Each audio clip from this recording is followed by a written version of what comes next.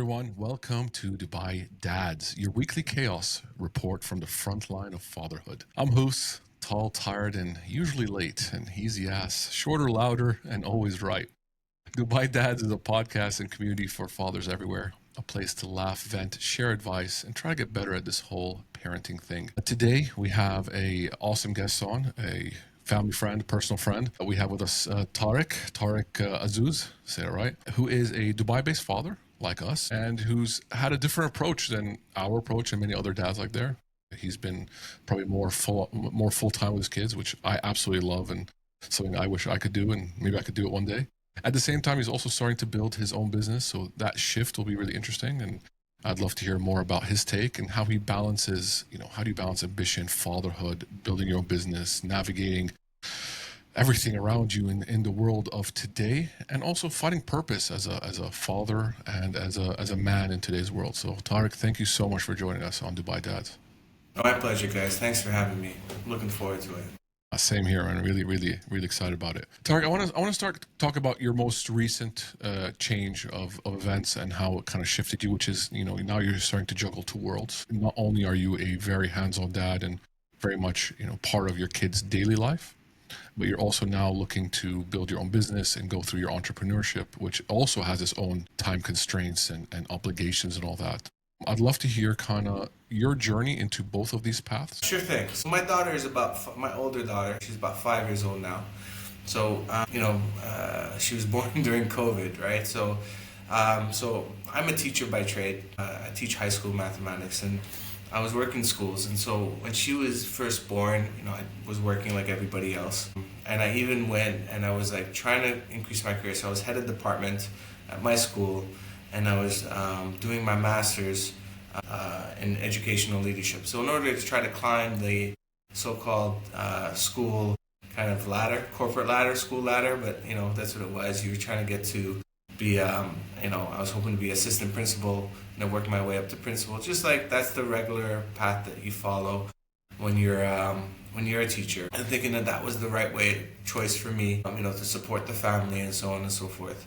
So you can imagine I'm writing my master's, my 8-month-old in my hand. I'm trying to type with an 8-month-old in my hand late in the evening time. But anyways, yeah, so I kind of did that until a year and a half later when my wife was pregnant with my son. So when my son came into the world, I was still teaching, but now I had the two kids. So I found that I was working 40 hours, 50 hours a week, trying to be a good teacher, trying to climb, I get better. A lot of demands in the profession, because I was one of those teachers that threw everything I had into it. So I would do all the extracurricular activities. I would be first guy there in the mornings, and then one of the last to leave. But I still wanted to spend a lot of time with my daughter, so I spent all my free time was with my daughter.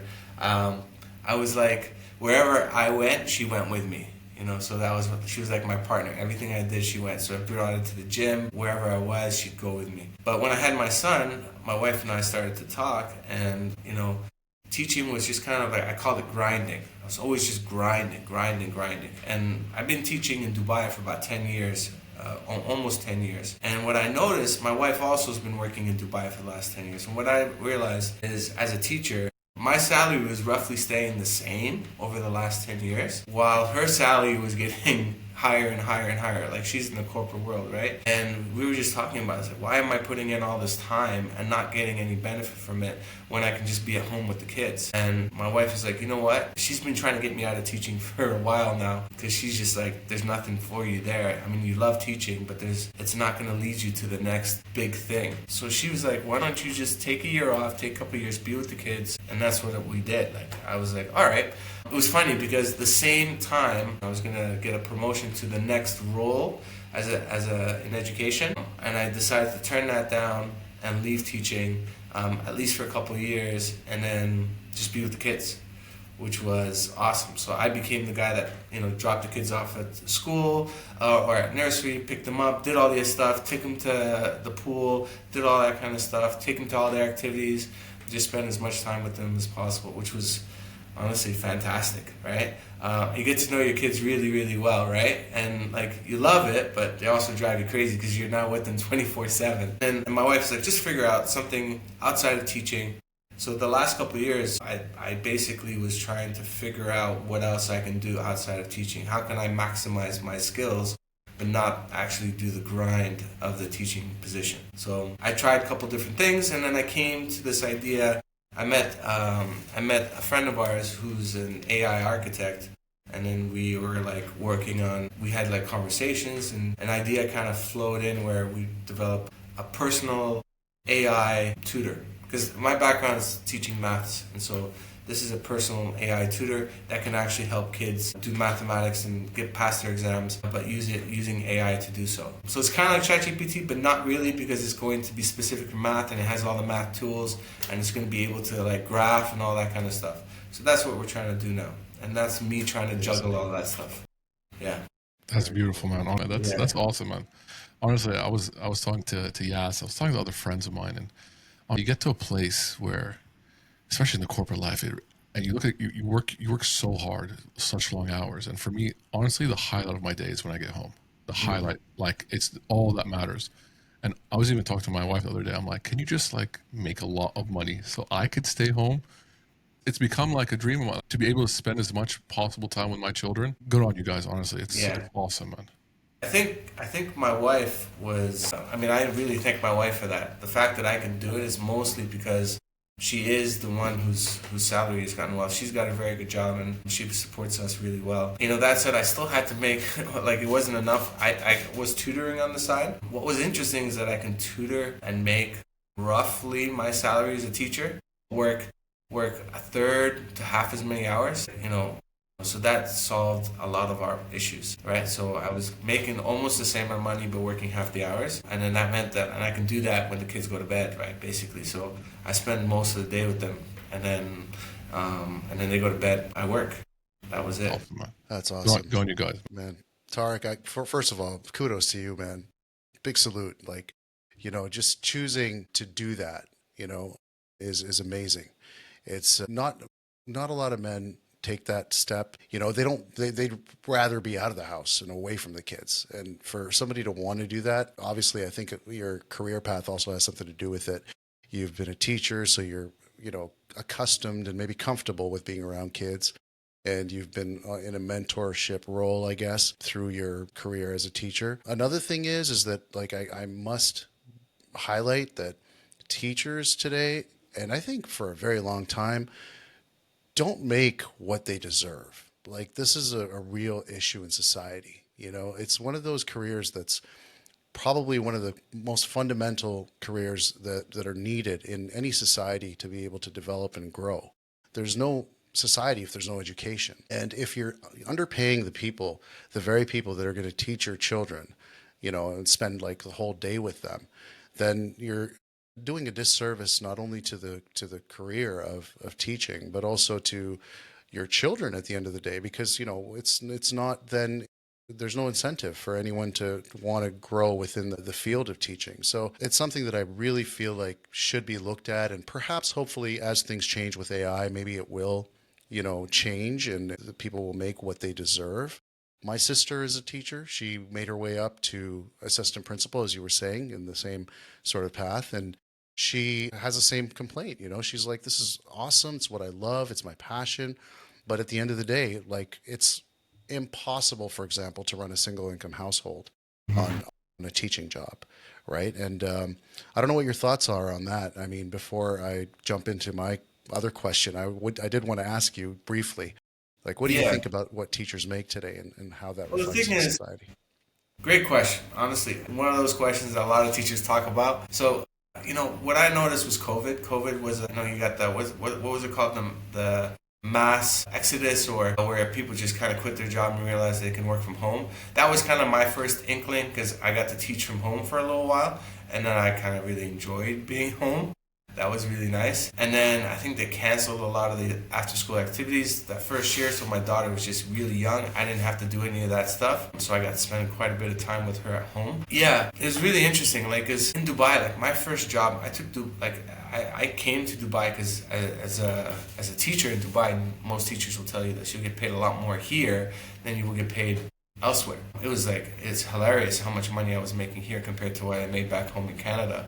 But over the 10 years, my first salary here was more than my last salary here. Like, 'cause I've worked for 3 different schools. And even in my first school, every time I signed a contract, something was removed. Like, they were reducing the amount. So you'd think as you get more experience, you get paid more. But it was actually, I was getting paid less. So at first they were saying, well, the housing's gone down, so we're going to take away some of your housing.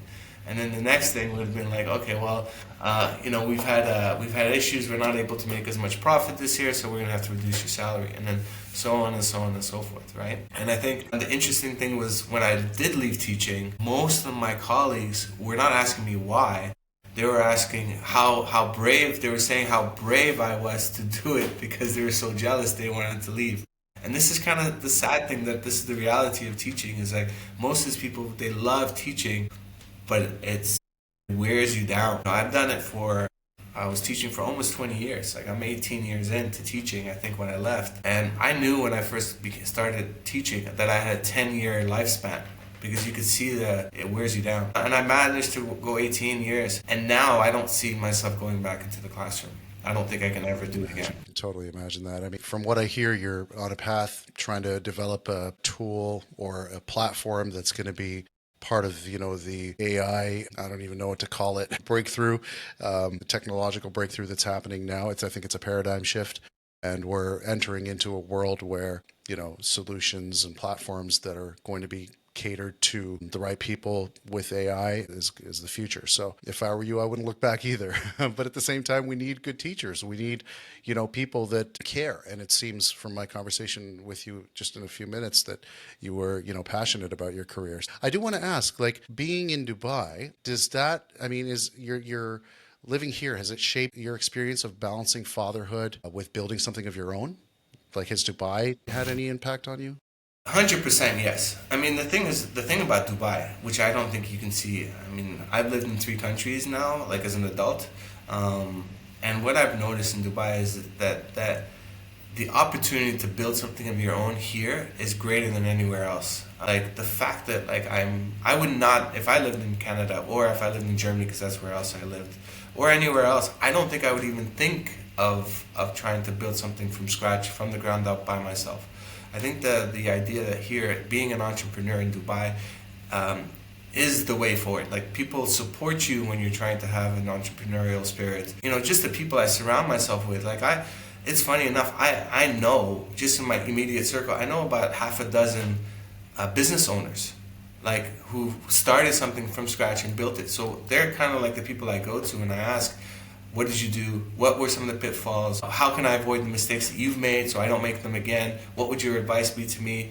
And that's where I think Dubai is different than anywhere else, because that entrepreneurial spirit is 100% alive here. It's encouraged, right? Which I don't think it is. Like, if I was at home in Canada, there would be 50 different people telling me I shouldn't do it. And then here there's 50 people telling me you should do it. Here's how I can help. Or how can I help? And I think Dubai has that, which I think is just amazing. The balancing part of it, like the trying to do that with having kids, is absolutely 100% tricky. Like, I'm thinking of another father who's our kids' play dates. His business is just growing. It's just getting to that point and now it used to be like, we'd have a play date and it'd be like me and him would hang out, the kids would hang out. Now it's me and his nanny are hanging out because he's at work, because he's got to build this thing, right? That's I can see that. And I'm hoping that will happen for me, but a little bit further down the line where my kids are a little bit older, because I know at some point that business will start taking over my life a little bit. But I'm hoping it doesn't happen too soon, which is not really what you want to say, but because you want to spend that time with your kids. But I'm hoping the business will grow at a speed that I can still be there for the kids and all that. Because that's like, you guys know, number one priority is the kids. Everything you do is for them now, which is completely different than before having kids, right? Because now everything you do is all about them. How can you make their lives better? How can you support them? How can you be with them? How can you teach them all these things, right? Absolutely. Definitely, man. Yeah, Dubai's an interesting place to be a father and to do all that. So it's always interesting when you look at people who are not fathers in Dubai versus the ones who are, and how they kind of tackle it. Dubai also can also distract you if you're not focused. I think focus is very important in a place like Dubai. But one thing I would like to discuss a little bit is the initial conversation that we know after COVID. I've had kids during COVID. I mean, that's a time where all of us, I think, had kids during that. And that changed a lot of our careers, it changed a lot of our paths. And having that initial conversation with your wife, and it's amazing that she's able to play that big role. But how did that initial conversation go? Especially, I mean, in the end, we're taught from a very young age specific roles, gender roles that we have to be in. We all come from ethnic backgrounds that also have a lot of stigma, that also have a lot of ways to do things. I was growing up, a man has to do one, two, three, a woman has to do one, two, three. And this is it. That's all you can do. And you never leave this box that you have to be in, right? So that initial conversation that you had with your wife, how did it go? Was it a practical one, or was it more emotional? How did you guys have that initial conversation, knowing all the stigmas that we go through in our lives? Oh, 100%. Like the stigma is there. Like especially being a man, you think that I'm supposed to support the family. It's my job. I'm supposed to bring, as my wife likes to say, bring bread to the table. My wife and I have been together for almost 20 years now, but throughout our time together, she'd always put like little ideas in my head, and then like just kind of like Inception. Just let it percolate for a little while. So it was one of those where she's like, you know what, you don't need to work. It's okay. I'm making good money now. You can stay at home, figure it out, do something different. So it was really her idea. It wasn't something that I even entertained for a long time. So that's not what I do.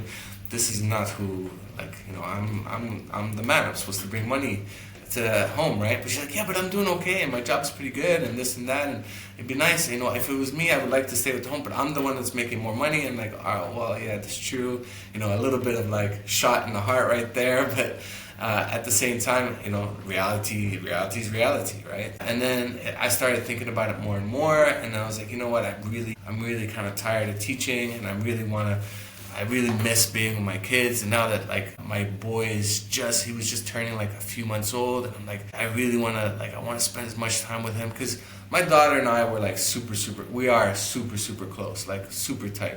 But we were always tight because, when it's your first one, you have a bond like no other, right? Because it's like everything is around that one person. And until you have the second one, everything is about that one person. But then once you have the second one, you guys know that as well, right? You try to divide your attention, but it's really hard to divide your attention. So I found that like my son was getting, even though he's the baby, he was getting neglected. My daughter was just expecting that we give her this much attention because we always gave her that much attention. And then so I was like, you know what? I really want to make sure my son's okay and he has the bond there. And so when my wife kind of like was like, you should do it, it'll be okay. And if you don't like it, you can always go back. I was like, yeah, you know what? She's not wrong. Yeah. So it was a little bit of a practical decision. It was one of those decisions that was supported 100% by my wife. And it was one of those things where after like being away for a year and a half or 2 years, I've thought about, should I go back now? Should I go teach? I've been away a long time. And she's like, no, stay home. You're okay. Why are you going to do that? Well, why are you going back? It's, you know what that life is. Do something else. And then she's the one who's also pushing me to try to build a business. She's like, this is where our future is going to lead. And it's 100% a decision that I think was the right decision. Amazing, man. That's beautiful. Also, I wanted to ask you just a bit more about it did you have any internal conflicts when you made that decision? I know your wife, there was no conflict there. It seems like it was very easy, straightforward, but internally, did you have a struggle? Yeah. I think that to be honest with you, that's probably where I struggled the most, right? Because your identity is tied to what you do, especially as a man, right? Like it is who you are. It is what you do. You are what you do, right? So it's very important. So I've, when I was a student athlete, I was an athlete, right? That's what I considered myself. And then when I started teaching, I was a teacher, and I was proud to be a teacher, And what happened was when you have kids, I find that like your identity changes, but you fight it a little bit. Like for me, when I first became a father, it was like I still wanted to have my life as a non-parent, but understanding that I have responsibilities as a parent. I don't know if that makes a lot of sense. Like you want to still be able to do all the things that you were doing before, yeah, but I still just have the kid. And then for me, it was very difficult to go, actually, no, you can't do that. You can't do that. You can't just go, well, I'm going to go to the gym now, or, well, I'm just going to go hang out with my friends for a couple hours. No, you've got responsibilities, but these responsibilities, at first, like when she was first born, you know, you love your daughter, she's the most important thing in the world, but at the same time, you're like, yeah, but I want to go hang out with my buddies. And then you have to make a decision. For me, it was making that decision. And at first, I fought it, and then I realized, you know what, I actually would rather spend time with my daughter. And that's when things switched for me. The idea was like, you know what? My free time, all the time that I have, I'd rather spend it with them than spend it outside. And then that became that made a lot of things kind of start making sense. Why go teach when you could be at home with the kids, when you have that opportunity? So I actually gained, like, it's funny enough, I gained 15 kgs of fat because I just didn't go to the gym anymore because I just spent my free time with the kids. Like, it was really bad. Like, I neglected everything. And I'm just like, you know what? I can go spend 2 hours in the gym, or I can hang out with her for a couple hours. I'd rather spend 2 hours with her. And now it's the same thing with my son. I can go to the gym, or I can take them to the pool. Well, let's go take them to the pool, right? And that became that. When it came to the decision of, like, do I continue to teach, or can I take a couple of years and be with the kids? It was the identity was like, okay, I'm not a teacher, I am a father. This is my identity now. I'm a father first. And if people are going to be like, oh, you don't have a job, I don't care. I'm a father first, right? Absolutely.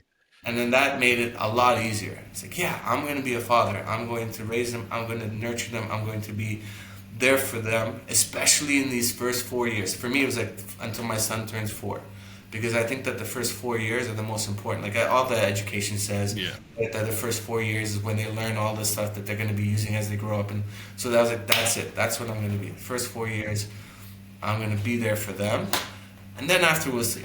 I think, a lot of these COVID babies, like these babies born during COVID, I think it was, the way I look at it, and maybe it's a bit naive, but it's how I look at it, is it was actually a blessing in disguise for a father, such as myself, and probably you'd agree with me, is because we were forced to stay home.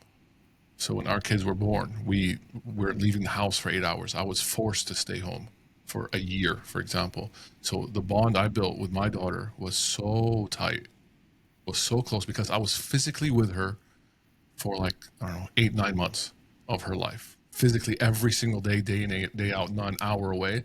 So I feel like the dads who had kids during COVID, I think, just got a lot closer, because they say a dad really starts to bond with a child once they can have a conversation with them. So that's why you usually see dads getting closer to a child around like 2, right? That's usually the trend I see, and that's everything I read. But I feel for the COVID babies, we got so close to them so fast because there was nowhere physically to go anyway. So that's all you had to do was spend time with these people.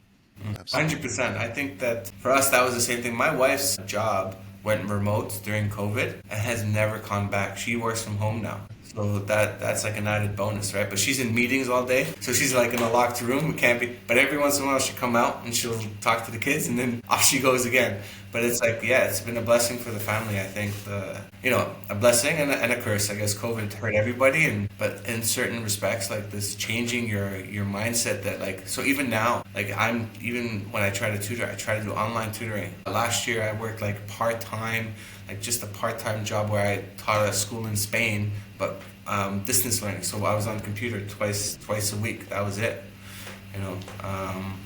for a couple hours, and that was the job, right?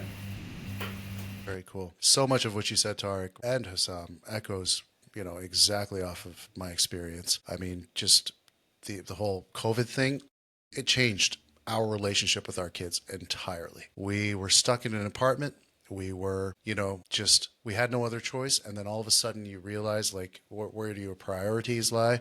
And you realize, like, this is what you do everything for. And I think, having them at an age that they were so young at through the COVID period really helped build a bond that never broke after that. So agree with that. Also, just wanted to mention again, the fact that you need to have that kind of a relationship with your partner to be able to do the things that you're pursuing. Someone that's mature enough to understand that there's a bigger picture, that once you leave your job, you're working towards building something much bigger for your family, for the world, really, because you're trying to bring a new technology out there that's a solution that will help a lot of other kids. So to have that sort of a relationship with your significant other is so important. And that's really what is a recipe for success, whether it's success as a father, success as a business person, or in a career. Everything right there is so important to be able to communicate with each other clearly. And I think, we definitely can't promote enough the fact that relationships between the husband and the wife, the spouse, is key to being a better father. And if that's been a struggle for anybody, I highly suggest even therapy or whatever it may be, because that's been a taboo subject. And I think we should definitely speak on that, Hassam, in the future. But, it's something that we need to make normal. And I've been through it too. You have to get to the point where you're able to communicate with each other, understand each other, and support each other where it's needed. Going on, I did want to ask, have you ever felt people around you, like family, friends, community, not fully understanding your choice to be more present at home while running your business? Like, have you gotten any pushback from your own family, your siblings maybe? I'm not sure if you have any, or your parents or anything like that, Family wise, like I've been actually, to be honest with you, I've been very supportive in my decision to stop teaching. And when I was young, when I was a little kid, when I was about 8 or 9 years old, my mother stopped working. She was working before that, and then she just decided to stay at home and be a stay-at-home mother. And then she never went back to work, even to this day. It's like, okay. But so I think in that regard, like they kind of understood that that's a decision. You're going to be present with the kids. And both my sister and my brother have young kids as well. And I kind of think they both wanted to kind of envious. Because I think anybody who has kids or most people that have kids understand that this is super, super important. And if you can be with your kids, you'd rather be with your kids. I think what the interesting thing is only the people who don't have kids that have no idea why you would do that, right? So the pushback didn't really come from people who have kids. All the people who had kids kind of understood. It was more of like my friends or the friends who I've had who have not had kids. We're like, why are you spending so much time with your family, man? Let's go do this. We don't see you anymore. We don't do this. And it's like, and this is what it's like. Like, I have a really close friend of mine, like, this is going back, I think his oldest is now 18 or 19. When he had his first kid, we were like tight. We'd hang out all the time. But when he had his first kid, he disappeared. And then I didn't see him for 17 years. Until his kid went to university, and then we hung out again at 17 years later. He literally disappeared and I didn't know it. Like, he had 3 kids, raised his entire family, and then 17 years later I see him.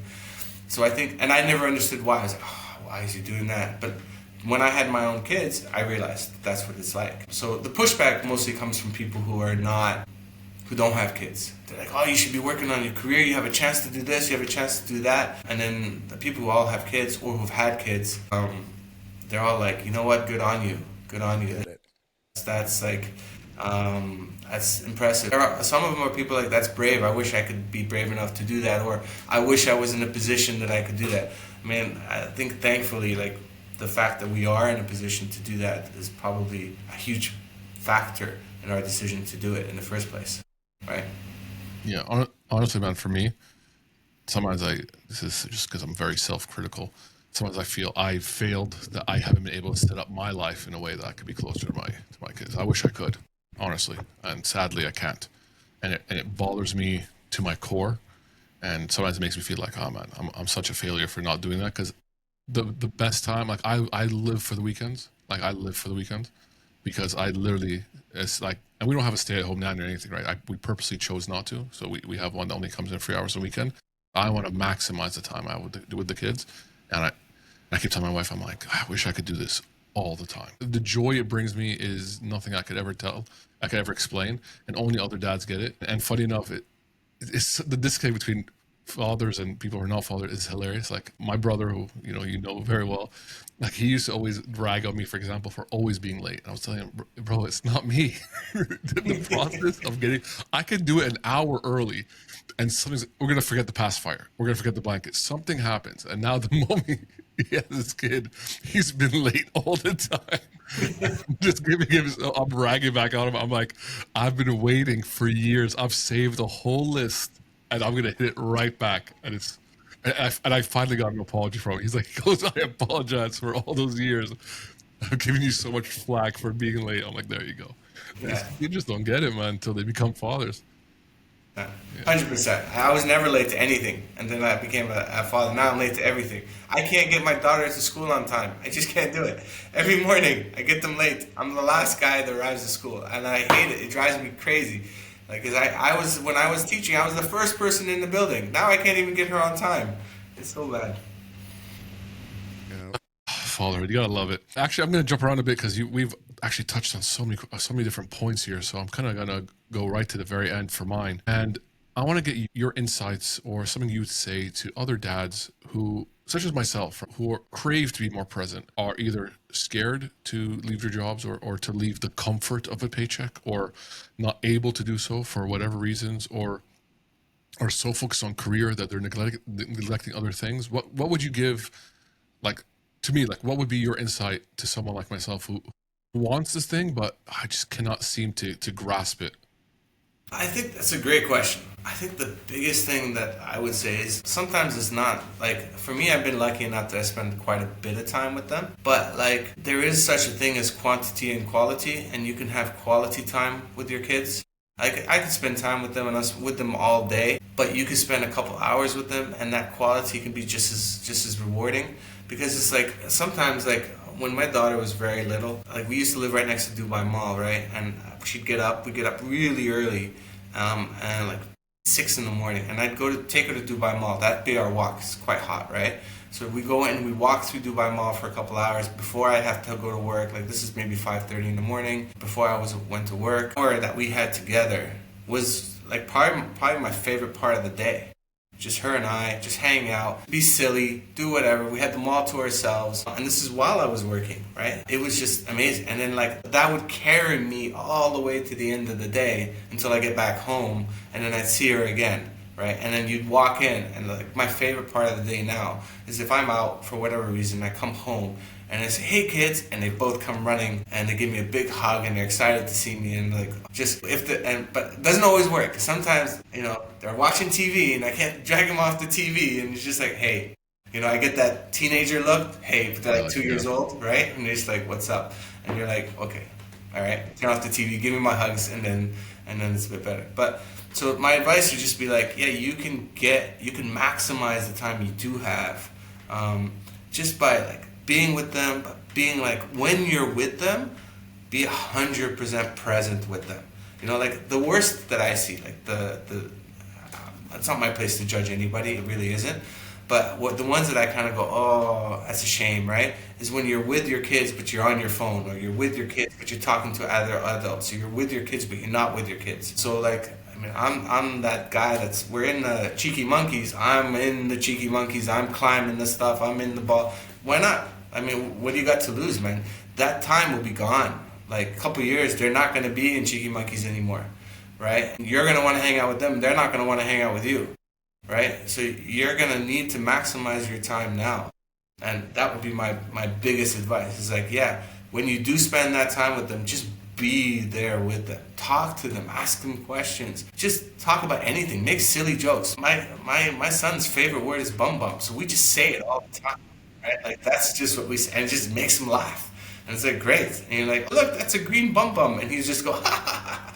And that's it. And that's the time that's just better than anything else, right? So This point about quality, the last guest, literally the last episode we had Joao Garcia, who is a jiu-jitsu coach for kids, and we asked him a very similar question: "Is what is your number one advice for dads?" And he goes, "Quality time.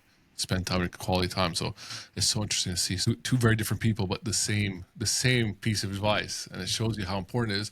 Listen, and I've been a dad. I've caught myself once or twice before in the past where I've sat with them on the phone, but I've always caught myself like, don't do this. Because again, one day they're not going to be around and your phone will still be there. Social media will still be there, right? But yeah, they won't be there or you won't be there. So definitely, yeah. man. So quality time, such an important lesson.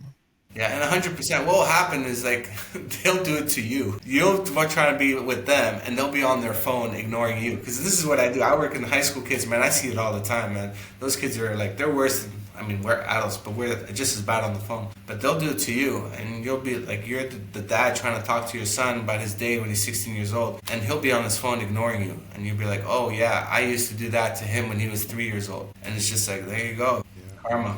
It's getting there for me. Like, so my eldest is 10 years old now, and she's starting to, get into that phase, the tween phase, where she's like a little bit, not present. And it's actually really bothering me because up until now, it's always been data, data, data, this, data, that. They always wanted me to be talking to them. And half the time I was like, like in the beginning, especially when I wasn't used to it, I was like almost, half the time trying to just give them any answer so that they get off my back. And then now it's like, oh, wait a minute, where are you? I missed those conversations. I missed that time. So as you grow and mature as a father too, you realize things change and time goes by so quick that there just isn't enough time for you to enjoy it.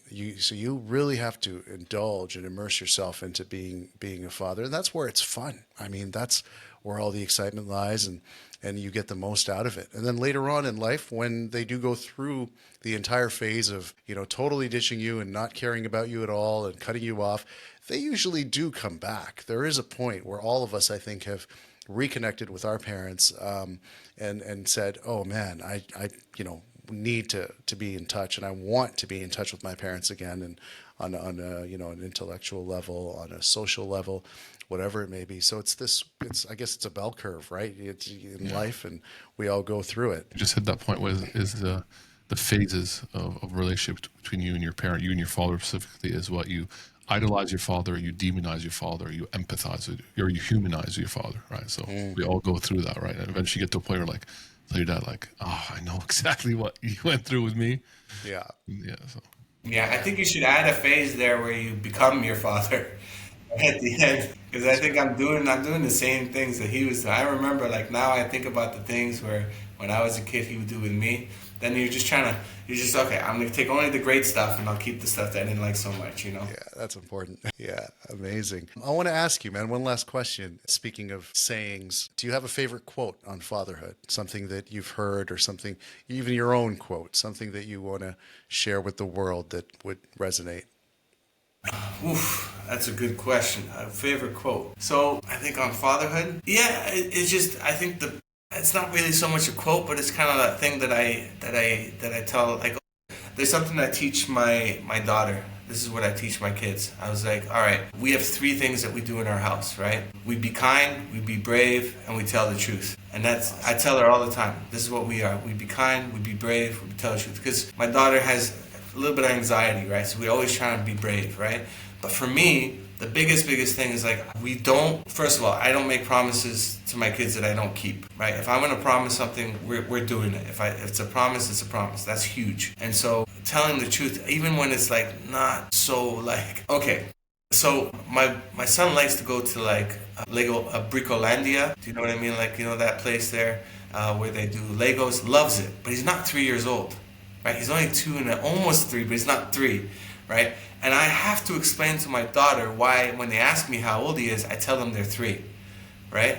And I tell her that I'm not telling the truth, but I cannot tell her, and I just have to tell her it's wrong. I'm telling them a lie. It's wrong. I'm not doing that. But it's like even this, like it breaks me, right? Because it's just like, oof, this is not the message I want to send, right? But how do you explain that to a 4-year-old, right? Like you tell her, you always say the truth, but then in this instance you're not telling the truth because you can get your son in who's not 3 years old, right? Which is silly to me. Like he's not going to break anything. But anyways, yeah. So that's kind of the model that we follow with. In my house. And that's it. As simple as that. And it's silly. I tell the kids to do that, but I'm like, you know what? We should all be living those. This is how we should be living. It's simple, but this is how we should be living our lives. I Right? love that, man. I love the be kind, be brave, and tell the truth. It's amazing. I'm going to tell my kids that today. my daughter have a tradition is right before she goes to sleep and right before she goes to school, we repeat the same line, which is, "I'm beautiful, I am smart, I am strong, I am kind, and I am unstoppable." Every day. We've been doing it now for a year and a half, every single day. And awesome. Even I want it to be so embedded into her subconscious that she'll never even have to doubt a second that she's not one of those traits. 100%. So Yeah. I love that. I see someone else that does something similar. So Yeah, I I haven't love brought in the that. truth thing yet, man. Someone's like, I caught her in a couple of lies. I start bringing in the truth. Yeah, well, that's where it came from, right? Because I remember, like, my wife asked her, like, I spent the whole day with my daughter, and then my wife goes, "Oh, what'd you do today?" And she makes up an entire different story. I was like, "We didn't do any of that today.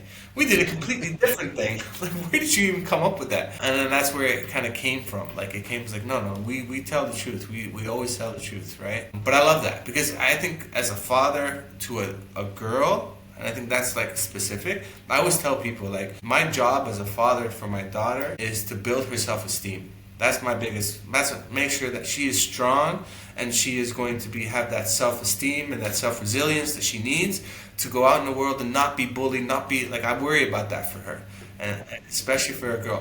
And then for my son, it's just to keep him alive. That's my job. Just keep him alive. Don't let him kill himself. And that's it. Because he will do So some fun. crazy things and he's reckless. And my job is just to make sure he doesn't jump over that thing that's going to break his neck and just Yeah. stop him from doing that.